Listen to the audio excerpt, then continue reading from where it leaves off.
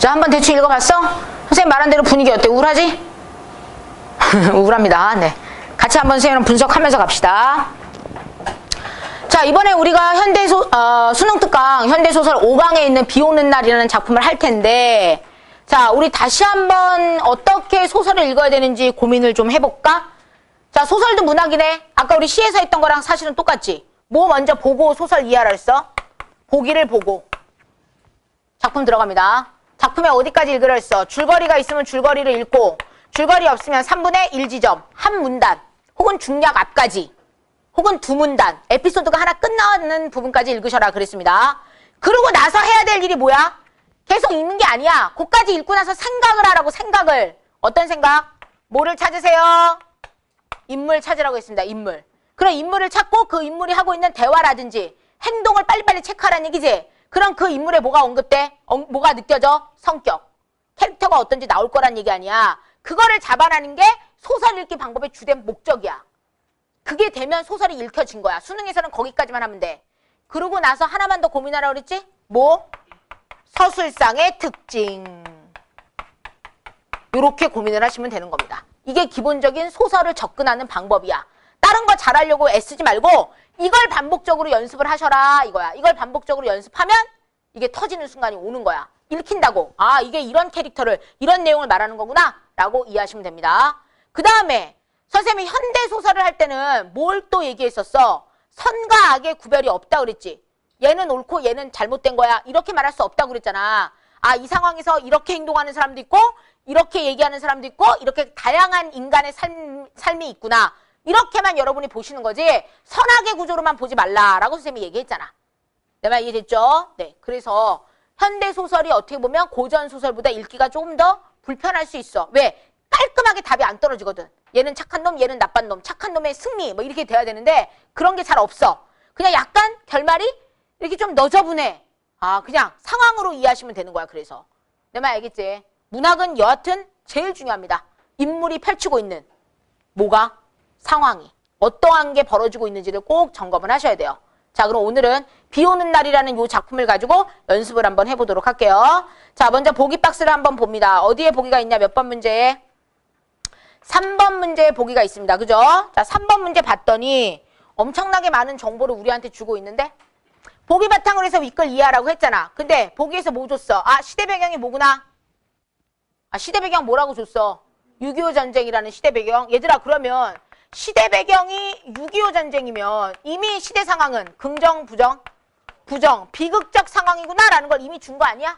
비극적 상황. 인간들의 삶이 되게 어떨까? 전쟁을 겪고 있는데 처참하겠지. 그런 처참하고 비극적인 삶의 모습을 제시하는 작품이구나. 이렇게 1차 점검을 합니다. 그 다음. 자, 그런데 이런 전쟁을 겪으면서 삶의 뿌리가 흔들린 채 좌절과 무기력감에 빠져서 살아가는 사람들의 암울한 현실을 그려내고 있대. 아, 반전이 없다는 얘기지. 시대 상황도 비극적인데 사람들의 모습도 좌절감을 느끼고요. 무기력감에 빠져있는 사람들이 나올 거래. 그걸 작품에서 어떤 인물인지 찾으면 되는 거지. 내 말 이해됐죠? 이 과정에서 작가는 스스로 이 사회의 주변인에 불과하지만, 자, 사회의 주변인이라는 게 뭐야? 중심, 권력, 힘을 갖고 있는 존재가 아니다 이 말이죠. 주변인인데 자신과 자기 주변에 소외된 인물들에 대한 연민을 드러내는 인물의 시선을 빌려 삶의 진실을 드러내려 하고 있다. 아, 삶의 모습을 얘기하는데 주변인이 누구에 대해서? 소외된 인물에 대해서 뭐를 드러내? 연민을 보여주더라 이 말이야. 있는 자가 없는 자한테 연민을 가지는 게 아니라 없는 자들끼리 뭐 하는 모습이 있더라는 거야. 연민의 태도를 보여주는 그런 인물이 있을 거다 이 말이야. 연민. 이해됐어? 그 다음 또 하나. 이러한 삶의 진실은 소외계층 간의 유대감이 형성되기 어려웠던 전후의 불행한 현실에 대한 문제의식으로도 연결되기도 한다. 아, 근데 이런 연민을 느끼고 있는 반면 또 한편으로는 소외계층들끼리 상대방에게 배려해주고 유대감을 형성하기가 좀 뭐하는 순간도 있다는 거야. 어려운 순간도 있다는 거지? 네, 그래서 유대감 형성이 어려웠던 그 순간, 유대감 형성이 안 되는 순간에 대해서는 이거에 대해서는 문제의식을 느끼는 거다. 즉 비판하는 거다 이 말이지. 없는 사람들끼리 똘똘 뭉쳐야 되는데 없는 사람들끼리 서로 반목하고 대립하냐? 이런 문제의식도 작품 속에 들어가 있다. 이렇게 우리한테 언급을 해주고 있습니다. 그럼 이 틀을 가지고 이거를 작품 속에서 뭐 한다라고 생각하면서 읽으면 되는 거야. 찾는다라고 생각하시면서 작품을 이제 읽으시면 된다 이거야. 알겠지? 자, 선생님이 아까 한 2분여의 시간을 줬어. 미리 한번 소설을 뭐 해보라고? 읽어보라고. 그럼 맨 첫 번째 부분 봐. 문단으로 보면 첫 번째 문단이죠? 뭐가 느껴졌니? 한번 볼래? 첫 번째 문단. 뭐가 느껴지냐? 요 부분. 딱 뭐가 느껴졌어? 빗물이 떨어지는 자리에 양동이가 있어요. 그럼 천장에서 뭐가 떨어지고 있다는 거야? 물 떨어지고 있다는 거잖아. 그지? 여기 묶어 아예. 묶어서 쓰세요. 뭘 알려주고 있지? 배경. 제목과 똑같이 뭐 오는 날이야? 비 오는 날의 모습이지? 비 오는 날의 모습을 통해서 뭘 느껴? 옆에 딱 집사 아저씨가 와가지고 우산을 딱 받쳐주고 막 그래? 그런 거 아니잖아. 양동이가 있고 물이 흘러 넘치고 막 이런 상황 아니야? 뭐가 느껴져? 무지하게 뭐한 상황이구나? 가난하구나 라는 거 느껴지죠. 그 다음에 중간중간 이 비 떨어지는 이 상황의 분위기를 밝은 분위기가 아니라 되게 어떤 분위기를 줬어? 어두운 분위기를 줬죠? 그래서 이런 단어가 나오네. 우울하다. 무덤 속 같은 방의 어둠이다. 이런 표현들이 계속 나오고 있었죠? 그래서 분위기 자체가 되게 뭐하다. 가난하고 침울한 느낌을 주고 있어요. 여기까지 잡았으면 된 겁니다. 그러면 선생님이 소설 읽을 때 이거를 잘 보라고 했는데 이런 요소뿐만 아니라 이렇게 배경이 나오는 거 또 집중해야겠지. 왜? 배경은 시 전체에 흐르고 있는 뭐를 우리에게 알려주는 거야? 분위기를 알려주는 거야. 이 소설의 분위기가 무지하게 뭐 할 거라는 걸 알려주는 거야. 어두울 거라는 걸 미리 알려주는 거야. 근데 이 비가 그치면 좀 게임이 달라지겠지? 근데 안 그치면 계속 뭐 한 거야? 이게 지속되는 거니까 무지하게 어둡습니다. 이 얘기죠. 내 말 이해되겠냐? 자, 배경과 관련돼서 한 얘기만 할게. 얘는 소설의 제목이 비 오는 날이잖아. 윤은길의 작품 중에 장마라는 소설이 있었어. 윤은길 작품 중에 어떤 소설이 있다고? 장마. 야, 장마는요. 비가 무지하게 오긴 하는데 장마 기간 그래서 딱 날짜가 뭐 돼 있어? 일정한 기간이 정해져 있지? 언젠간 장마 기간이 뭐해? 끝나죠. 이 작품도 6.25 전쟁의 배경이었거든? 그럼 얘는 이 소설 속에서는 어두운 걸로 끝날까? 희망을 얘기할까? 희망을 얘기한다는 거야. 우리의 이 비극적 상황이 언젠간 뭐한다? 끝난다라는 희망의 메시지가 있다면 같은 비를 사용했는데 이쪽은 있어 없어? 없어. 제목도 계속 뭐야? 비 오는 날이잖아. 계속 비 오는 날이야. 그래서 이렇게 배경을 가지고 시의 전반에 아니 자꾸 시랜다. 소설 전반에 흐르는 작품 전반에 흐르는 뭐를 우리에게 알려준다는 거야? 분위기를 알려준다는 거 기억하세요. 알겠습니까? 하나만 더 예를 들어볼게. 우리 산포 가는 길이라는 소설 혹시 아나? 그냥 안다고 해줘. 산포 가는 길이라는 소설이 있는데 이 소설의 맨 마지막 부분에 기차가 떠나가는 거거든. 이제 고향을 찾아가다가 내 고향이 이제 남아나지 않았다라는 거, 고향이 다 바뀌어버렸다는 걸 알고 정신적인 고향을 이제 다 잃어버렸어. 그러고 나서 마지막 장면이 기차가 떠나는 장면인데 막 눈이 내리는데 기차가 가. 긍정적이야, 부정적이야? 부정적이죠? 정신적인, 잃어버린 정신, 잃어버린 고향은 다시 돌아올 수 있다, 없다? 없다라는 이미지를 준 거야. 계속 이 사람들 앞에는 정신적인 고향을 찾을 수 없다라는 시련의 연속이다라는 걸 배경을 통해서 알려주는 거야. 내 말 알겠지? 소설에서의 배경은 그런 역할을 한다고. 그 작품이 갖고 있는 뭘 알려준다고? 분위기. 빨리 잡아내셔라 이 말입니다. 알겠죠? 됐어. 그 다음 갑니다. 이제 인물들이 나오기 시작하죠? 여러분들 열심히 아까 읽었으니까 읽으면서 어떤 인물들이 잡아졌냐? 어떤 인물들이 딱 느껴졌냐? 인물 정리해볼까? 누구 느껴졌어? 이제 시대. 동욱이가 나왔죠? 원구 나왔죠? 동욱을 인사시키거나 소개하지 않았다. 이런 표현이 나왔네. 그러면 자 느낌상 이름을 보니까 누구랑 누가 남매징악이야? 남매지간이야. 동욱이랑 동옥이가 남매지간이죠? 동욱이의 친구가 누군 거야? 원구. 그런데 친구한테 자기 여동생을 소개를 안 시켜. 정상적 관계야? 비정상적 관계야? 정상적이야? 비정상적이야? 야, 인물들이 나왔으면 그 인물들의 관계를 빨리 파악해야지. 얘네 둘은 남매, 얘는 친구. 근데 소개를 안 시킨다고? 정상적일 때는 어때? 오빠 친구니까 인사해라. 이러는 게 우리가 생각하는 정상적인 교과서적인 가족관계 아닌가? 내 말 이해했어? 그럼 여기는 뭔가가 있다라는 거야. 그 뭔가가 뭔데? 비정상적 관계구나 라는 게 느껴져야 돼요. 그럼 아까 보기 박스 미리 읽었으니까 이런 비정상적 관계가 나오는 이유가 어디에 있다라는 거야? 무슨 시대라서? 6.25 전쟁이 갖고 오는 어떤 문제점이었다는 거지. 알겠지? 그렇게 이해하시면서 가봅니다. 그리고 동욱은요. 젖은 옷을 벗고서요. 런닝과 팬티바람으로 식사 준비한다고 옆방으로 갔어요. 부엌이 따로 있는 게 아니라 비어있는 옆방이 부엌이래. 이런 얘기를 통해서 알 수 있는 거 부엌이 따로 없어. 공간이 부족하네. 어떻다라는 거 알 수 있어? 가난해요. 알려주는 거죠? 보기에서 이미 우리 어느 시대라고 알려줬어. 6.25 전쟁인데 전쟁을 겪고 있는데 부유하게 잘 먹고 잘 살기가 기본적으로 힘들지. 가난한 애들이에요. 이 말이야.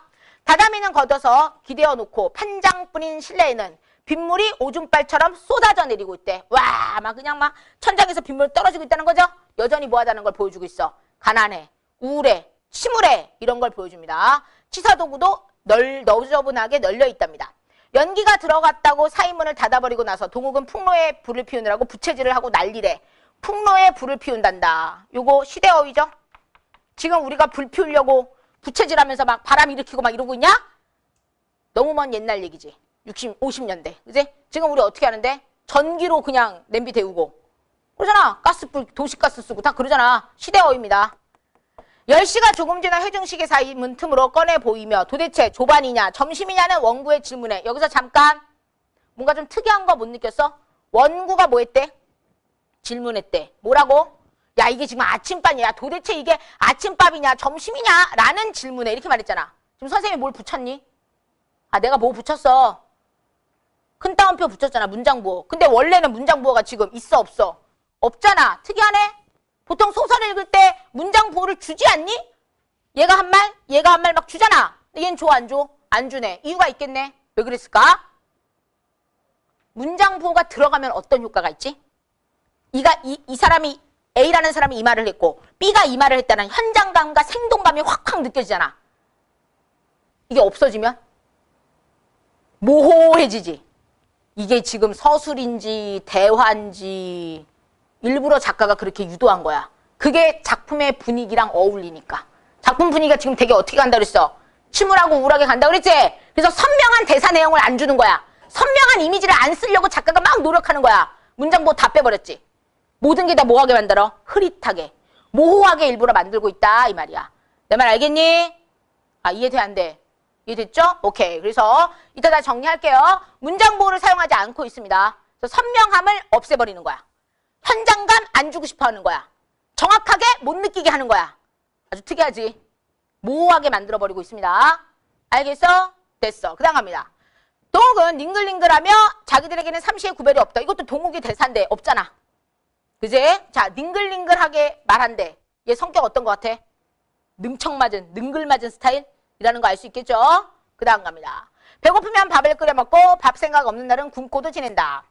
동욱이가 부엌에서 혼자 바삐 돌아가는 동안 동욱은 역시 한자리에 앉아 꼼짝도 않고 있었어. 동욱은 가끔 하품을 하며 외국에서 온 낡은 화보를 뒤적거리고 있다. 오빠가 밥하고 여동생은 뭐하고 있고? 화보 보고 있고. 뭐 이게 뭐 정상이다 비정상이다를 떠나서 이게 지금 50년대 배경이니까 보통 50년대면 누가 더 밥을 많이 해? 여동생 아닌가? 그지? 요즘 시대를 말하는 게 아니야. 선생님 남녀 차별 의식을 줄 생각이 없어요. 누가 해도 상관없는데 그 시대 기준으로 보면 누가 더 많이 한다는 거야. 여자들이. 아까도 얘기했지만 얘네 둘의 관계는 정상적, 약간 비정상적. 약간 비정상적으로 느껴집니다. 이해됐어요? 됐어요. 자, 에피소드를 좀 정리해 볼게요. 자, 먼저 동욱과 원구 사이에 지금 에피소드 첫 번째 뭐에 대한 에피소드가 나오고 있어? 점심 준비랑 관련된 에피소드가 나오고 있죠? 점심 준비하는 모습을 통해서 오히려 얘네 둘의 관계가 뭐하다는 걸 보여주고 있어. 좀 뭔가 비정상적이고 뭔가 좀 이상한데 이런 느낌입니다. 근데 집은 되게 뭐하다라는 거 알려주고 있고 가난하다라는 거 다시 한번 또 알려주고 있는 거죠. 에피소드 하나 끝난 겁니다. 알겠니? 자, 두 번째 에피소드 갑니다. 그러는 동안 동욱이와 마주 앉아있는 자기는 도대체 무엇을 해야 되지? 아 이거 어떤 포즈를 해야 되나? 라고 해서 여기에 앉아있는 것 자체가 되게 뭐한 거야? 불편하네. 누가? 원구가. 차라리 내가 가서 좀 도와줄까? 막 이런 생각. 가서 부채질이나 좀 해줄까? 막 이랬어. 그러나 그만한 행동도 이 상태로는 일종의 비약이야. 오히려 용기가 필요했대. 다시 말하면 내가 가서 야 내가 부채질 해줄게 이렇게 하는 것도 좀 뭐하다는 거야. 이상하다 이 말이지. 그럼 아무것도 할 수 없이 그냥 방에서 뭐 할 수밖에 없어? 기다릴 수밖에 없는 약간의 어떤 상태를 보여주고 있는 거야? 무기력한 상태를 보여주고 있는 거야. 동욱이 혼자만 열심히 막 이렇게 하고 있고 나머지는 동옥도 그렇고 원구도 그렇고 방 안에 가만히 뭐 할 수밖에 없는 상황. 가만히 있을 수밖에 없는 그런 무기력한 상황도 보여줍니다. 자, 그러는 동안 원구는 벼랑간 엉덩이가 척척해졌어. 왜? 빗방울이 양동이에 받고 있던 빗물이 뭐 있어? 넘쳤죠? 자, 그래서 양동이에 물이 넘는 줄을 알았어. 그러나 동욱은 직접 일어나서 치우려 하지도 않아. 뭔가 이상하지? 앉은 채로 부엌을 향해 오빠 물 남았어! 말했다는 거야. 얘들아 또 없네? 뭐 없어? 또 뭐 없어? 문장부호 계속 안 쓰고 있어요. 대화가 왔다 갔다 하는데 동욱이는 들여다보면 야 이년아 네가 좀 치우지 못해? 이렇게 말했대. 이때도 지금 문장부호 써 안 써? 안 쓰죠? 그 다음에 동생한테 대놓고 더구나 친구까지 있는데 어떻게 불러? 야 이년아 이거 이년아 이러잖아. 그지? 정상 비정상. 비정상이라는 걸 보여주고 있는 겁니다. 내 말 이해되겠지? 막 남매 간에 막 끈끈한 막 정이 느껴지고 막 서로 어쩔 줄 모르고 그런 거 없어요. 너무 현실 남매 아니야 이거 지금? 근데 우리 아까 6.25 전쟁 베이스에 깔고 무기력하고 좌절감을 느끼는 인물들을 깔면서 이렇게 이해하셔야 돼요. 그래서 비정상적 관계로 이해하십니다. 그 다음 그러나 자기가 나서기에 저러한 기회라고 생각한 원군은 얘들아 요 문장 선생님이 니들한테 질문해 볼게. 자기가 나서기에 저러한 기회라고 생각한 원군은 이 말은 누가 한 거야? 서술자가 있지. 서술자가 인물 원구에 뭐를 읽었어?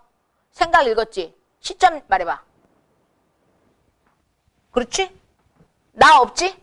나 없으니까 1인칭 안 되지? 몇 인칭이어야 돼? 3인칭이지? 인물의 마음속 생각 읽었으니까 무슨 시점이야? 전적 작가 시점이지?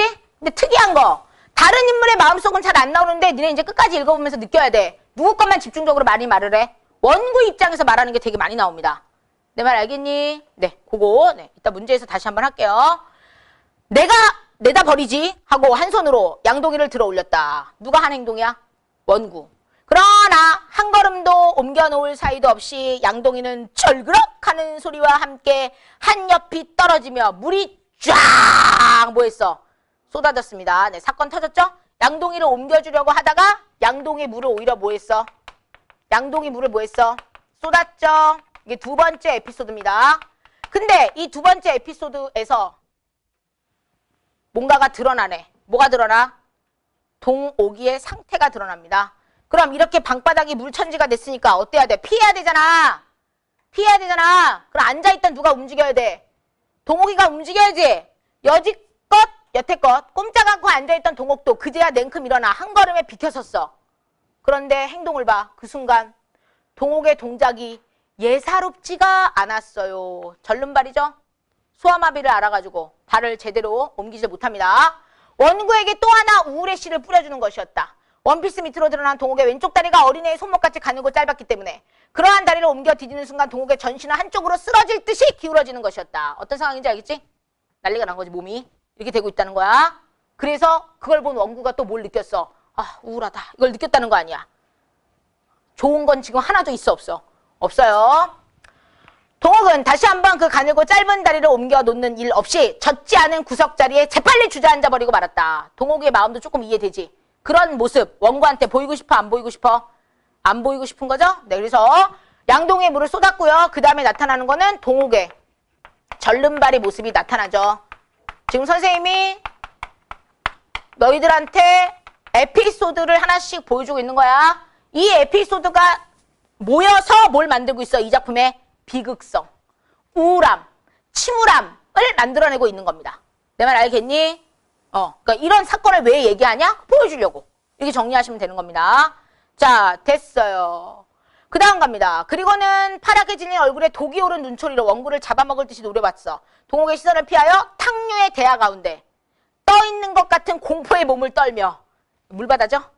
근데 동욱의 시선이 너무 따가워가지고 막 두려움에 떨면서 원구는 마지막 기력을 다하여 허우적거리듯 두 발로 물고인 방바닥을 절벅거려 보는 것이었다. 뭐 방법이 없지 뭐. 물 닦아야지 뭐. 이런 상황이었다 이겁니다. 자, 여기까지가 어디야? 중략 앞부분이었습니다. 중략 앞부분에 나와 있는 에피소드는 크게 이 세 가지로 정리가 돼요. 이 세 가지는 다 뭐를 보여주고 있다는 거야? 인물들이 겪고 있는 되게 비극적 상황, 가난한 상황, 우울한 상황, 침울한 상황을 보여주고 있다 이거죠. 이 동네 침울하네. 정신 차려라. 침울한 동네 정신 차려라. 이해됐어? 됐니? 됐습니다. 자, 이제 어디로 가야 돼? 중략 뒷부분으로 또 가보도록 하겠습니다. 자, 중략 뒷부분 넘어가시면 여기도 마찬가지로 또 뭐가 나올까? 에피소드가 우리한테 막 또 나오겠죠? 이걸 통해서 또 우리가 뭔가를 느껴봐야 됩니다. 자, 중략 이후의 에피소드는 뭐가 나오나 볼게요. 자, 넘어가기 전에 칠판. 아까 우리 보기에서 이런 것들 쌤이 좀 정리했었거든? 좌절과 무기력감 느껴져 안 느껴져? 느껴집니다. 특별히 뭘 할 수 있는 게 없었다라는 거. 그 다음 연민. 원구가 누구를 보는 시선? 동욱이를 보는. 그렇지. 있긴 있습니다. 그런데 또 유대감이 뭐하는 장면도 있을 거라는 거야. 형성되지 않는 그런 것에 대한 문제의식을 말하려고 하는 작가의 의도도 있었을 거란 얘기거든. 자, 이제 에피소드들이 뭐가 나오는지 한번 가보도록 합시다. 자, 그 다음 뒷부분입니다. 그 뒤로 원구도 생활의 위협을 느끼기 시작했어. 원구도 어느 계층이라는 거야? 동욱이, 동옥, 남매 못지않게 얘도 사는 게 좀 어때? 어렵단 얘기지. 얘도 막 부자고 막 잘 살고 막 이게 아닙니다. 얘도 힘들어. 한 달 가까이 장마로 놀고 보니 시원치 않은 장사 미천에 그럭저럭 축냈대. 돈이 안 됐다는 얘기죠. 그래서 계속 이렇게 하고 있다가 동옥과 동옥의 일이 자연히 무겁게 떠올랐고요. 점심때가 거의 돼서 원구는 비를 무릅쓰고 집을 나섰다. 오늘은 누구 만나러 간다? 동욱이랑 동옥이 만나러 가야겠다. 이 말이죠. 자, 그럼 여기 네 번째 에피소드. 동욱과 동옥을 찾아가는 모습이죠. 이 찾아가는 모습에서는 원구가 가지고 있는 얘네들에 대한 뭐가 느껴져? 연민 느껴지는 겁니다. 연민. 자, 연민을 가지고 갔어. 맨손으로 가지 않고 모두 가져갔어. 모두 가져가니? 통조림. 술과 통조림 가져갑니다. 같이 한잔 하려고. 자, 낡은 목조 건물. 이전과 똑같죠? 쓰러질 듯해. 거적대기도 그대로. 그러나 동욱이 하고 불렀을 때 곰처럼 마루로 기어나오는 사나이는 새로운 인물의 등장인데 누구라고? 동욱이가 아닙니다. 웬 사나이가 나왔어. 동욱이가 아니었다. 이 집에 살던 젊은 남녀는 어디 갔냐는 원구의 물음에 우락부락하게 생겼으나 요 문장 우락부락하게 생겼으나 맺힌 데가 없이 어딘가 허술해 보이는 사나이죠? 사나이의 성격을 말했어. 어딘가 모르게 조금 뭐해 보인다고?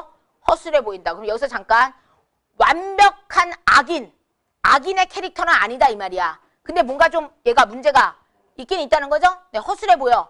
그러나 우락부락하게 생겼어. 좀 나쁜 것도 갖고 있다 이 말이야. 이 사람이 당신이 정모라는 사람이냐? 라고 대답한 후에 혼자 머리를 끄덕끄덕 했다. 그랬어요. 뭔가 사연이 있나 보지. 자, 무슨 얘기가 나오나 봅시다.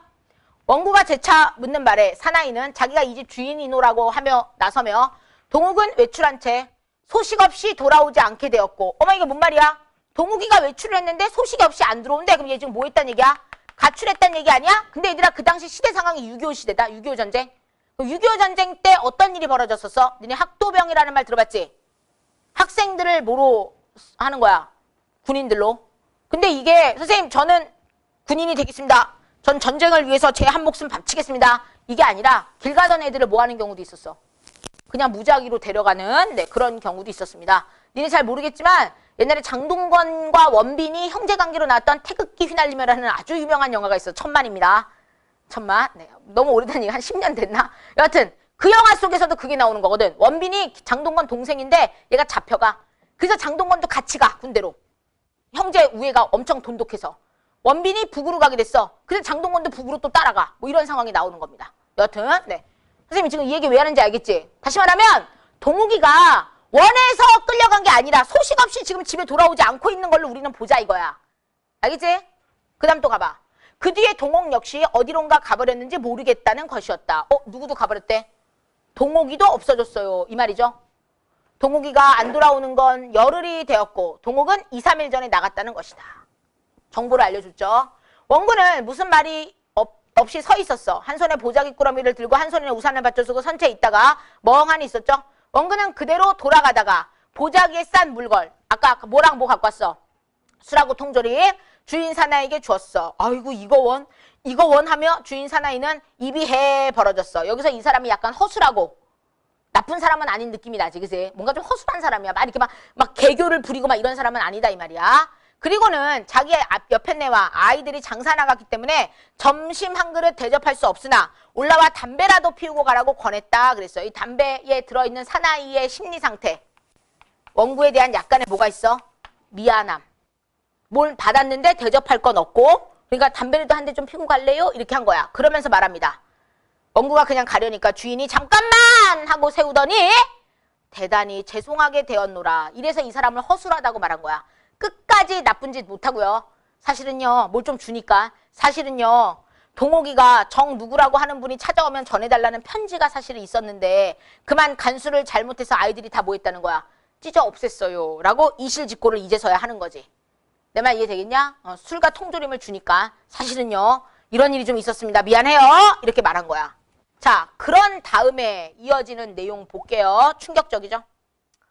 그래도 아무 말 않고 멍하니 서 있는 원구를 주인 사나이는 무한한 눈길로 바라보며 동욱은 아마 10중 8구 군대에 끌려갔을 거예요. 안 들어오는 거 보니까. 단순 가출 아니라 아마 끌려갔을 거다. 자기도 확인한 건 아니야. 근데 끌려갔을 거라 하고 동욱은 아이들처럼 어머니를 부르며 밤중에 울기에 뭐라고 좀 나무랬더니 다음날 저녁에 어디론가 좀 나가버렸어요. 이렇게 말했어. 동욱이도 집을 나갔어요. 근데 얘들아 니네 생각해봐. 동욱이 스타일상 봤을 때 집 밖으로 나가래니? 아까 원구 와 있을 때 얘 어떻게 했어? 꼼짝도 안 하고 앉아있었던 애 아니야? 동욱이? 집 밖에 나가래야 자기 스스로가? 안 그럴 것 같은데? 그래서 그 상황이 머릿속에 같이 매칭이 돼야지 뒤에 말이 더 이해가 돼. 죽지는 않았을까? 자살을 하든 굶어 죽든 하고 혼잣말처럼 중얼거리며 돌아서는 원구의 등에 대고 사나이가 말합니다. 중요한 옷가지랑은 꾸려가지고 간 모양이니 자살할 의사는 없었음이 분명하고 한편 병신이긴 하지만 절름발이 얘기하는 거죠. 얼굴이 그만큼 뱀뱀하고서야 어디가 몸을 판들 굶어 죽기야 하겠느냐? 그 주인이 짓거렸대. 아, 동욱이가 얼굴이 좀 뭐하게 생겼다는 거야. 예쁘장하게 생겼다는 거지. 아마 몸을 팔아서라도 아마 굶어 죽지는 않을 거야. 이 말을 듣는 순간 얼굴이 그만큼 뱀뱀하고서야 어디가 몸을 판들 굶어 죽게 하겠느냐는 말에 이상하게 원구는 정신이 펄쩍 들었어. 이놈 새끼 네가 동욱을 팔아먹었구나 하는 격분한 마음속 한 구석에 의식하면서 또 천근의 무게로 내려누르는 듯한 육체의 중량을 감당할 수 없어 그는 말없이 발길을 돌이켰다. 이놈 네가 동욱을 팔아먹었구나 이런 생각이 들었다는 얘기죠. 누가? 사나이가. 1차적으로 누가? 사나이가 술집에다 누구를 팔아먹었다는 생각이 들었다는 거야. 동욱이를 팔아먹었구나라는 생각이 우선 들었다는 거야. 알겠니? 이게 아까 얘기했던 그거야. 물론 집주인이긴 하지만 이 사람도 뭐 많이 있는 사람은 아니잖아. 비슷한 사람들끼리 연대해야 되는데 연대감이 지금 유대감이 형성이 돼 안 돼? 안 돼! 비슷한 사람들끼리 또 팔아먹고 있어요. 이런 문제의식을 얘기하는 부분도 이 작품에 들어있다 이 말이야. 여기까지 됐니? 됐어. 자, 그 다음 마지막 갑니다. 이놈 네가 동욱을 팔아먹었구나 하는 흥분한 소리가 까마득히 먼 곳에서 자기를 향해 날아오는 것 같은 착각에 오한을 느끼면서 원구는 호박덩굴 어쩌고저쩌고 이렇게 돼 있거든. 이때 원구의 심리 상태. 동욱이가 이렇게 된 건 다 누구 탓이라는 생각이 드는 거야. 내가 잘못해서 그런 거다라는 생각이 좀 드는 거죠. 자책감이 들어있는 겁니다. 그래서 호박덩굴 우거진 밭두둑길을 앓고 난 사람 모양 허전거리는 다리로 걸어나가는 것이었다. 그래서 마지막 부분에서 이렇게 끝나는 거예요. 원구가 내가 며칠 좀 더 빨리 찾아올 걸. 내가 동욱이를 좀 건사 좀 해줄 걸. 이런 후회, 자책의 마음이 마지막에 들어가 있다라고 보시면 됩니다. 원구는 연민의 마음은 있었으나 그렇다고 해서 해결하거나 완벽한 유대감을 형성할 수는 없었다라는 거지. 그게 이 작품에서 작가가 말하고자 했던 당시 시대에 따른 문제의식이다. 이렇게 정리하시면 됩니다. 알겠니? 돼? 안 돼? 됐죠? 자, 그 다음 동욱과 동욱을 찾아왔고요. 그 다음에 무슨 소식을 알았어? 동욱의 가출. 동욱이도 그랬고 누구도? 동욱이도 집에 없죠? 그래서 둘 다의 부재 상황. 네. 그 부재 상황의 그 다음에 의미를 생각하는 에피소드가 뒤에 나왔다. 네, 이렇게 정리하시면 됩니다. 자, 그럼 이 소설을 통해서 말하고자 하는 게 결론적으로 뭘까? 뭐 때문에 생긴 일들이야? 이게 다 지금 6.25 전쟁이죠? 6.25 전쟁에 의한 삶이 다 못했어. 파괴됐죠? 무기력한 삶의 모습을 보여주고 있다. 제대로 된 연대의식, 유대감 형성하지 못합니다. 그래서 그거에 대한 문제의식을 또 보여주는 게 작가의 의도다. 이렇게 보셔라 라는 거야. 그러면서 시점. 나라는 인물은 없으니까 3인칭이죠. 인물의 마음속을 읽었잖아. 특히 누구? 원구. 그래서 무슨 시점이라고 정리해야 돼? 전지적 작가 시점이고요. 이 전지적 작가 시점 속에는요. 누구 중심이라는 게 들어가 있어. 원구 중심. 다시 말하면 누구 중심이야? 특정 인물 중심이다 라는 걸 기억하셔야 됩니다. 특정 인물을 중심으로 하고 있다. 기억합니다. 동욱이나 동욱의 마음속을 읽은 건 없어요. 누구 거 마음만 집중적으로 읽었어? 원구 것만 읽었죠? 그래서 이게 이렇게 되는 거야. 서술자가 인물 중에 누구 것만 읽어? 원구라는 특정 인물 것만 있습니다. 내 말 이해되겠냐? 원구가 누구랑 누구에 대해서 추측해. 원구가 누구랑 누구에 대해서 추측해. 동욱과 동욱의 상태에 대해서 추측하는 거지. 얘가 추측한 걸 서술자가 읽어서 우리에게 전달해 주는 거야. 서술자가 얘랑 얘까지 다 읽지 않습니다.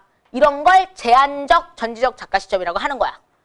굳이 제한적 이런 거 안 붙여도 괜찮아. 기본적으로는 전지적 작가 시점이지만 한 인물의 마음속만 읽는다 이거야. 원래 전지적 작가 시점 그러면 어때? 모든 인물의 마음속을 다 읽고 고전소설 같은 경우에는 편집자적 논평까지 들어갔잖아.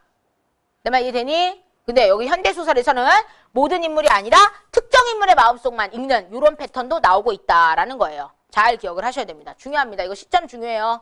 알겠어? 오케이. 그 다음 두 번째. 아까 얘기했네. 뭐를 생략했더라? 뭐를 생략했냐? 대화가 이루어지고 있는데 문장 부호 생략하는 거 있었죠? 자, 문장 부호를 생략하고 있다는 건 쌤이 아까 얘기했잖아. 선명하고 뚜렷한 이미지를 주는 게 아니라고 했습니다. 뚜렷하고 선명한 이미지를 주려고 하는 게 아니야. 그냥 오히려 어떻게 얘기하고 있다는 거야. 분위기 전체를 우울하고 우울한 분위기 보여주기 위해서 현장감, 생명력 막 이런 거를 아예 없애버리기 위해서 오히려 문장 보호를 썼다 안 썼다? 안 썼다라는 겁니다. 내 말 대개시유? 네, 중요하니까 네 그렇게 한번 정리합니다. 자, 문제 풀기 전에 선생님이 시점이랑 관련돼서 하나만 더 얘기를 할게. 여기다 정리할게. 시점이랑 관련돼서. 자, 니네 지금 현대소설이 어떻게 작품이 나오고 있는지 혹시 기억나냐? 만세전이 나왔고 고약이 나왔고 사하촌이 나왔고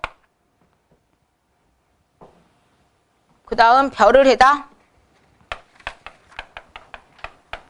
해다가 나왔고 그 다음 비 오는 날. 오늘 요구한 거지? 이거 다 무슨 시대랬어, 여기까지가? 무슨 시대? 일제시대. 여기가 뭐였어? 광복 직후, 전제민. 여기는 뭐였어? 6.25 전쟁. 중요한 시대 상황과 관련된 작품들이 하나씩 대표적인 게 다 나온 거지. 기억하시고요. 그 다음 시점 얘기. 야, 만세전은 나라는 인물 있니 없니?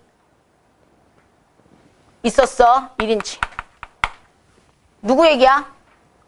내가 동경에서 어디로 오면서 오니? 조선에 오면서 이렇게 본 얘기들을 계속 하고 있습니다. 1인칭 무슨 시점이야? 주인공 시점. 자기가 자각하고 민족의식이 자각되는 그런 게 나와요. 그 다음 두 번째. 고향은 나가 나와. 근데 나가 메인이 아니야. 나에게 이야기를 해주고 있는 그가 메인이지. 그가 살기가 너무 힘들어서 서간도로 갔다가 다시 고향으로 돌아오는 그런 얘기였습니다. 얘는 무슨 시점이었어? 관찰자 시점이었단 얘기야. 그 다음 오늘 비 오는 날 무슨 시점? 전지적 작가 시점. 맞아? 여기도 그랑 그의 친구가 나오거든. 그랑 그의 친구. 여기도 무슨 시점? 전지적 작가 시점. 시점 구별하는 연습들이 또 한 번씩 돼야 된다 이 말이야. 그냥 멍 때리고 내용만 하지 말고 다른 작품과 이렇게 보면서 1인칭일 때, 관찰자일 때, 주인공일 때는 요 기준으로 주인공, 관찰자를 구별하는 거구나.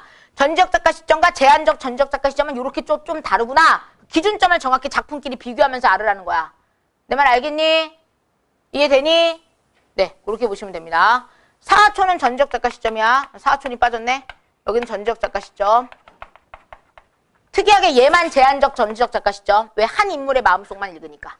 알겠지? 네, 그 정도 정리하시면 됩니다. 그래서 소설 공부할 때는 보기 보시고 인물의 말과 행동 통해서 인물의 의미가 뭔지 보시고 그 다음에 서술상의 특징을 공부를 하셔야지만 기본적인 수능 문제에 나오는 유형들을 접근을 하시는 거예요. 다른 거 다 필요 없어. 다른 거 안 나오니까. 그 다음에 이제 얻고풀이는 문맥 안에서 니네가 답 찾으면 되는 거고. 알겠냐? 이해됐냐? 됐습니다. 자, 문제풀이 갑시다. 1번 문제부터 순차적으로 합시다. 자, 1번 먼저 보세요.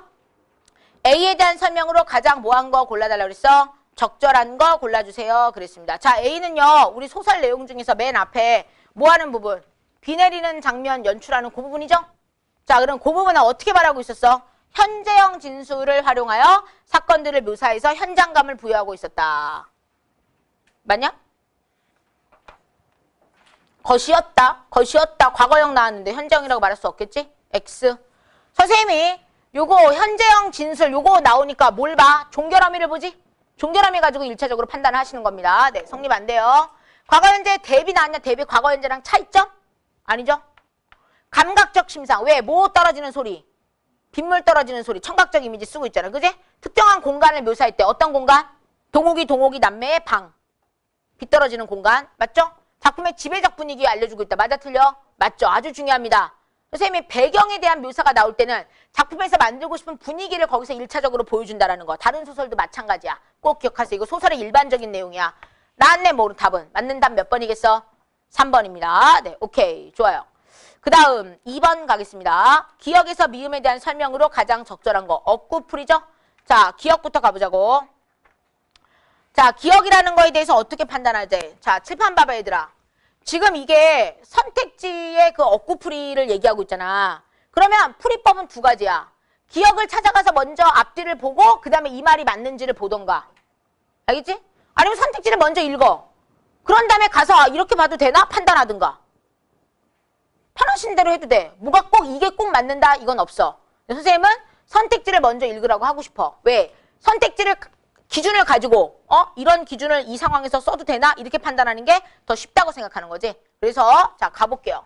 기억이라는 판단에서는 자신을 향한 동욱의 관심을 불편한 것으로 간주하는 원구의 거부감이 들어가 있다. 자, 기억이 원구의 거부감인지 한번 확인해봐 이제. 기억이 뭐라고 돼 있어서 앞에 내용 보세요. 기억 부분이 뭐라고 돼 있냐. 원구는 이런 무의미한 대자를 감당할 수 없어. 조용히 그냥 아무 말도 안 하고 아무것도 안 하고 동욱이랑 둘이 앉아있는 게 되게 뭐 하자는 거야. 무의미한 대자, 불편하다 이렇게 말하는 거였지? 그럼 이거는 동욱에 관심이 있었냐? 아니잖아. 오히려 아무것도 안 하고 있는 게 힘든 거죠. 그죠? 이거는 의미상 맞지 않습니다. 2번, 니은이라는 인식에는 상황의 회피를 위해 떠올린 행동들이 부자연스러운 것이라고 여기는 원구의 답답함이 들어가 있다 그랬어요. 원구의 답답함. 이렇게 하는 건 부자연스러운데 라는 생각이 들어가 있대. 맞나 확인해봐. 밑줄 니은 뭐라고 돼 있어? 일종의 비약이다. 왜? 자기가 가서 풍로에 불 붙여주고 하는 건 일종의 뭐라고 봤어? 비약으로 봤죠? 네, 이 비약으로 봤다라는 거. 맞네? 부자연스러워서 답답한 거 맞잖아. 그럼 답 몇 번 되는 거야? 2번으로 네, 의미 파악하시면 되겠죠. 자, 이게 억구풀이 문제입니다. 억구풀이가 나왔을 때는 그 말을 하고 있는 뭐를 이해하는 게 제일 중요하다고? 상황 이해. 그렇지. 그 상황을 그렇게 빗대어서 말한 거다. 이렇게 접근하시는 겁니다. 연습을 조금만 하시면 쉽게 할 수 있어요. 알겠니? 네, 좋아요. 자, 그 다음 갑시다. 3번 문제로 바로 갑니다. 자, 3번 문제는요. 보기를 바탕으로 윗글을 이해하라 그랬어. 보기 아까 우리 내용 확인했잖아? 그럼 뭐만 집중적으로 보면 되겠어? 선택지만. 네, 이제 가봅시다. 1번 봅니다. 자, 1번 선택지 보시면서 전반부, 후반부 분리시켜야겠죠? 어디서 끊으면 될까? 어디서 끊으면 내용이 끊어지는 것 같냐? 어디? 동욱의 시선은 여기서 끊으면 되겠죠? 그리고 이거는 뿌리 뽑힌 삶으로 인해 타인을 경계하는 전후 세대의 불행한 상황이다. 돼, 안 돼? 되죠? 자, 동욱이랑 동욱이 남매는요. 원래 전쟁 나기 전에 서울에 살 때는 나름 부유하게 잘 살았던 애들이야. 전쟁이 나면서 모든 게 다 뭐 하는 거야? 황폐화되고 없어진 거지? 그래서 동욱이는 저렇게 절름발이면서 화가 초상화, 미군들의 초상화 그려주면서 먹고 사는 그런 상황이 이제 된 겁니다. 그래서 삶의 뿌리가 다 꺾인 걸 이렇게 보여주고 있다 이거야. 선생님이 말한 부분은 이 소설 우리 지금 교재 부분에는 없지만 이 소설 전반적으로 그 내용이 나와요. 그러니까 참고로만 그냥 알아두시면 돼요. 자, 두 번째 갑시다. 마음속에까지 어디까지가 전반부야? 여기지? 작품 내용. 자, 의미부여 갑니다. 습기로 눅눅해진 방에서 힘겨운 삶을 살아가는 원구의 자기 연민이 들어가 있다. 맞아 틀려? 맞죠? 네, 자기가 불쌍하게 느껴져. 네, 나도 너무 힘들게 느껴져. 자기 연민이다. 네, 가능합니다. 그 다음 세 번째. 자, 어디까지가 전반부야? 원구의 행위를 말하는 이 부분이지? 술과 통조림을 가지고 찾아갔습니다. 그리고 이것의 의미부여. 같은 처지에 있는 소외계층을 향한 원구의 연민이다. 의미 돼, 안 돼? 되죠? 이건 나름 위로해둘 겸 갖고 찾아가는 거니까 연민 됩니다.